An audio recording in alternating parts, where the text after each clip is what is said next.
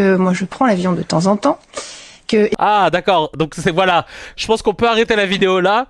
Pourquoi avons-nous invité une professeure et responsable de la communication de l'IREF, qui est l'Institut de recherche économique et fiscale?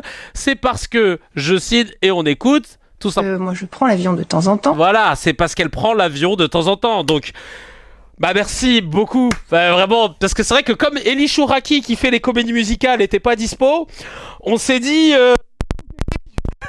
il nous faut quelqu'un qui prend l'avion de temps en temps, sinon... Qu'est-ce que tu veux que je te dise après? Allez, on écoute. Évidemment, je n'ai pas accès au tour de contrôle, Dieu merci, je ne peux pas y aller, c'est très bien comme ça, mais... Bah oui, parce que tu n'as rien à... Parce que tu es dans un institut de recherche en économie fiscale.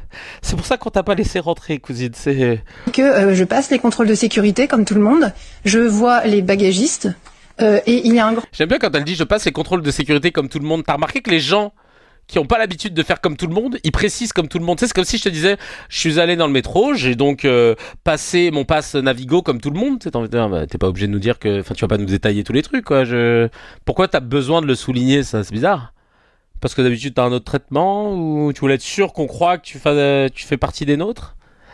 C'est n'importe quoi. Un grand nombre de ces gens qui travaillent dans les aéroports, que ce soit à Roissy-Charles de Gaulle ou à Orly, ils sont très marqués, j'allais dire physiquement, par la religion musulmane. C'est-à-dire qu'il y a beaucoup de gens qui ont la petite barbe qui va bien, et on voit bien que ces gens-là...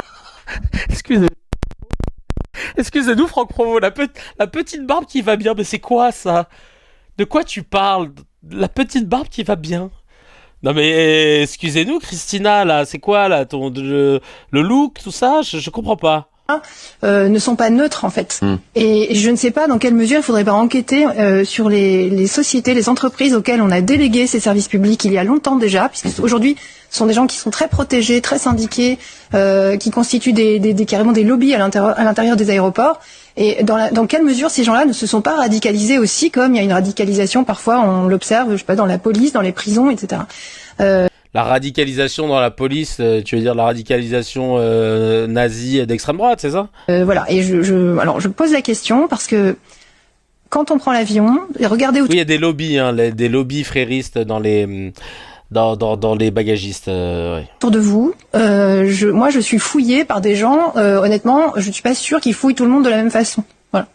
C'est une question que je pose. Bon, eh ben... Excusez-nous, le délit de faciès.